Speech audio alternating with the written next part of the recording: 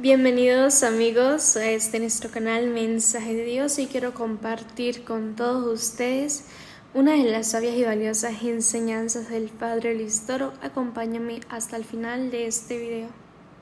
Hermanos, hoy el Evangelio de San Juan, del Evangelio de San Mateo, capítulo 16, versículo 21 en adelante, nos trae varias enseñanzas. Voy a tratar de, aunque sea una, desarrollar.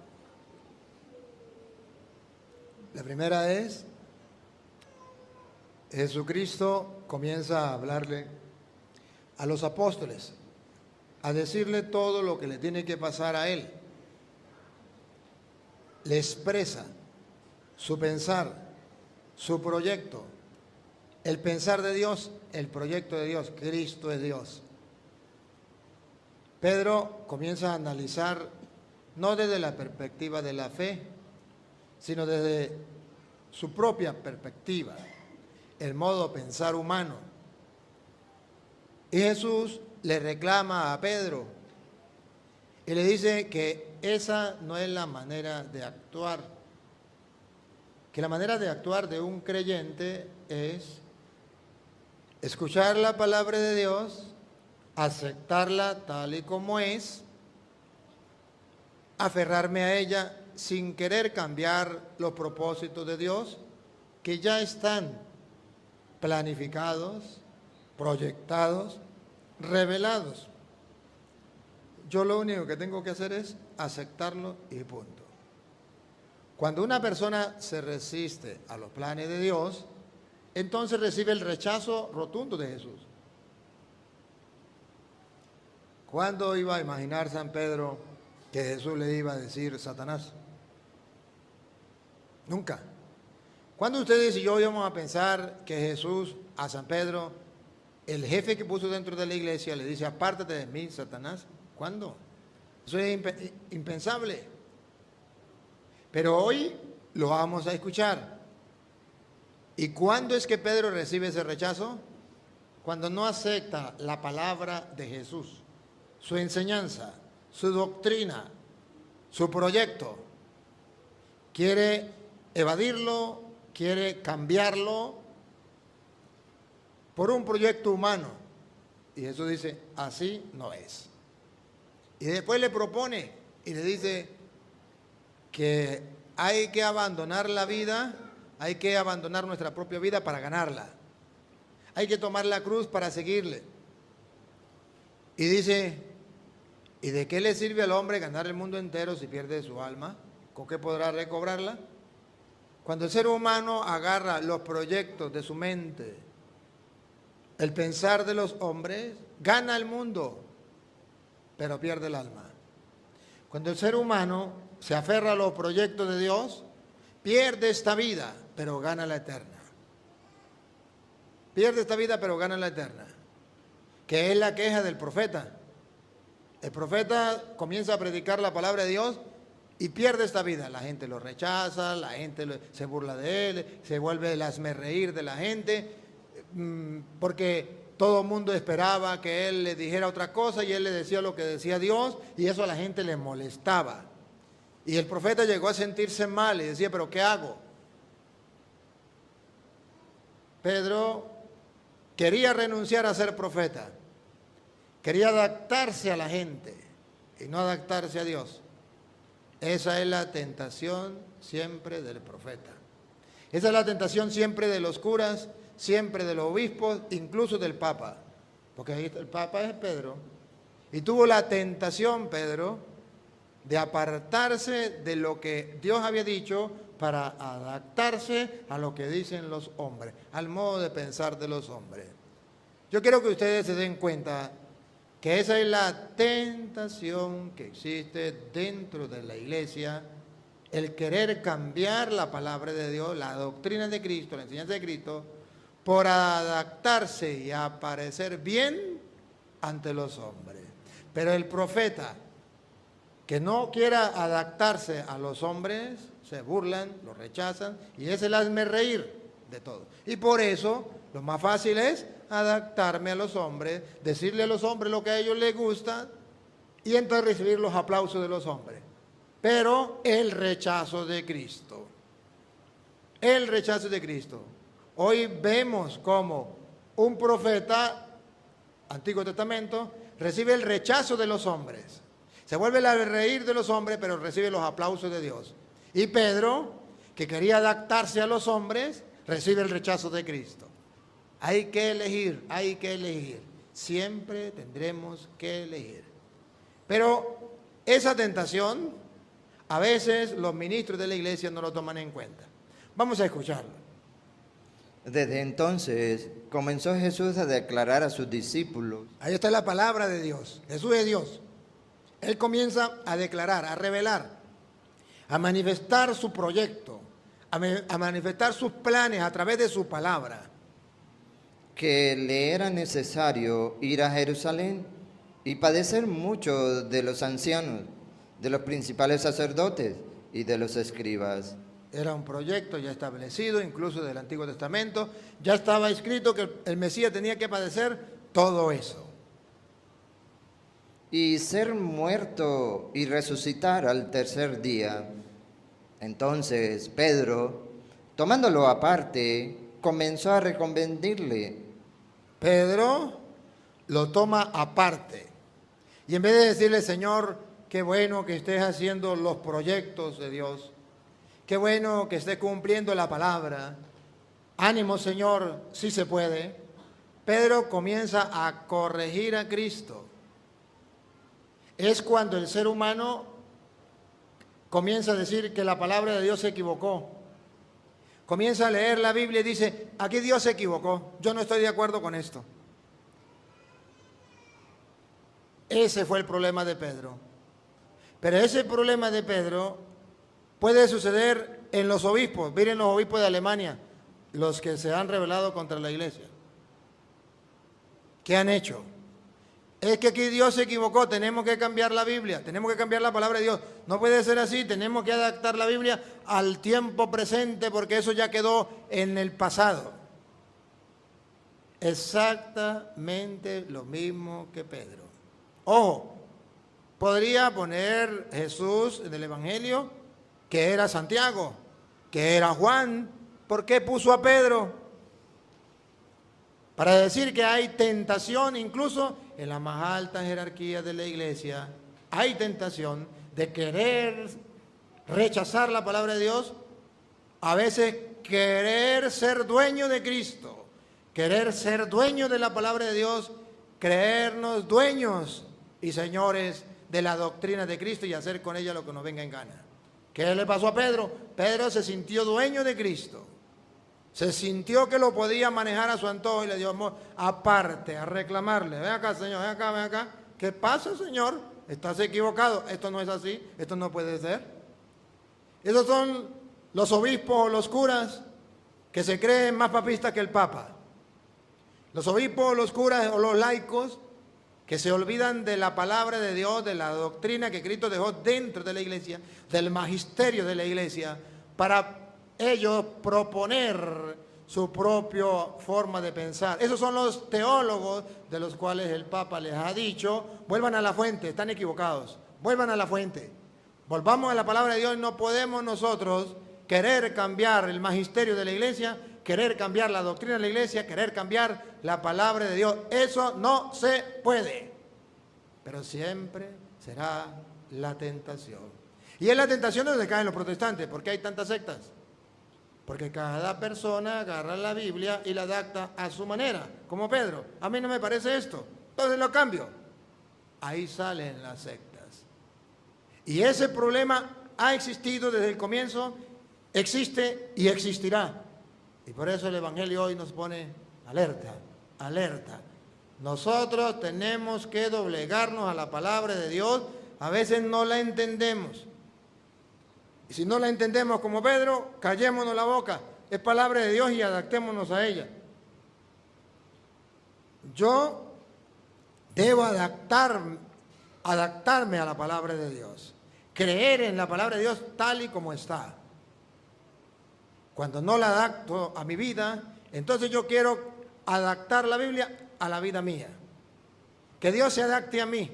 Yo voy a aconsejar a Dios. Yo voy a corregir a Dios. ¿No es eso lo que hacen muchos teólogos? ¿No es eso lo que hacen muchos protestantes? ¿No es eso lo que hacen muchos católicos que quieren aconsejar a Dios y decirle a Dios, te equivocaste? Esto no es así, incluso curas, incluso obispos. Vean los obispos de Alemania. ¿Qué le pasó a Martín Lutero, padre de los protestantes?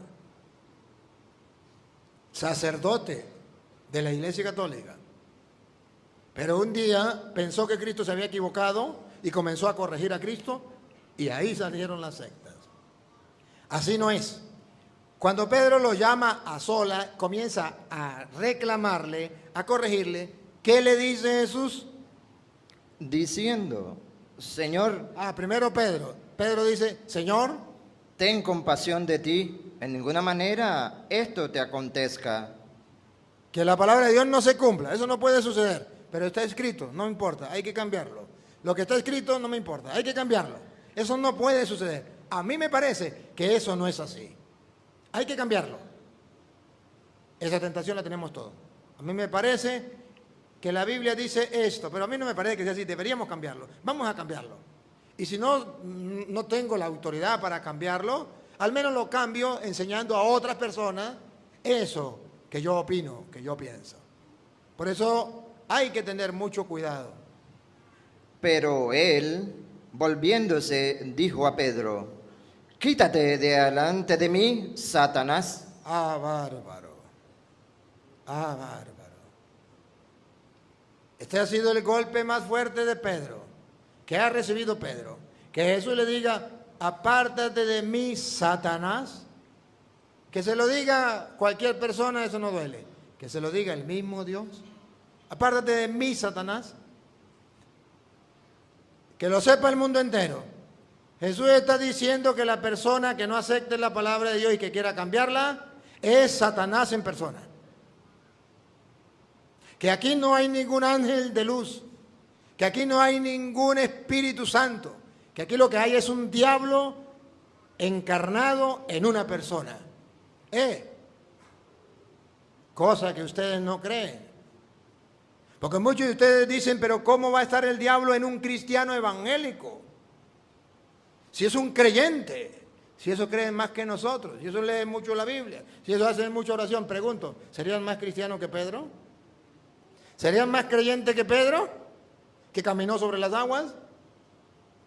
No, Jesús puso de modelo a Pedro, para el bien y para el mal.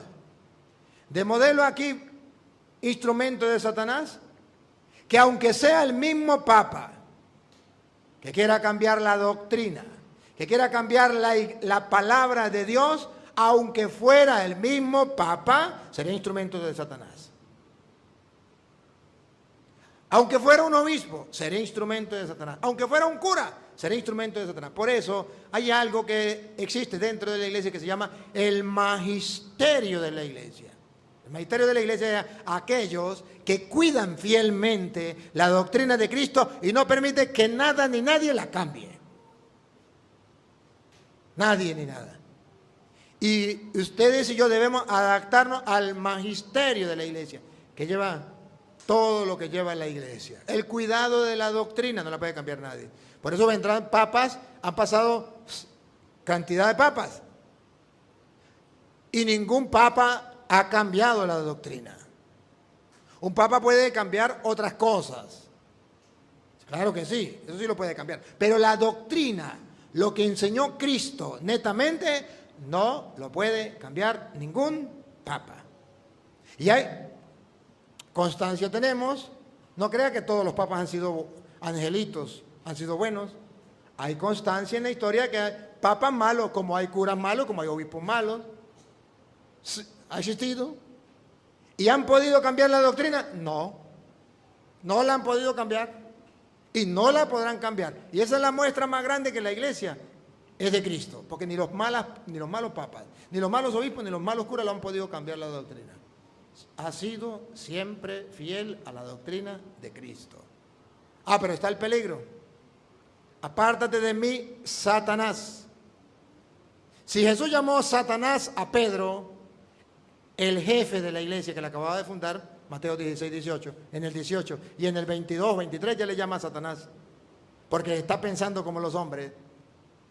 Ahora pregunto, ¿será que Satanás no puede meterse en un cristiano evangélico, en un pastor cristiano evangélico? ¿Será que cuando un fulano pastor o un fulano cristiano evangélico cambia la doctrina, no estará el diablo metiendo la mano ahí? Uy, pero ¿cómo va a decir eso de usted de un cristiano evangélico? ¿Y cómo Cristo lo dijo de Pedro? Explíquemelo, que cualquier teólogo me lo explique, que cualquier católico me lo explique, que cualquier evangélico me lo explique. Si Cristo lo dijo de Pedro, no lo podrá decir de un pastor mentiroso, falso, que agarra la Biblia y engaña a los tontos a su manera. Claro, claro que sí. ¿Y por qué? A ver, ¿por qué lo compara con Satanás? Apártate de mí, Satanás. Me eres tropiezo. Aquí está el detalle.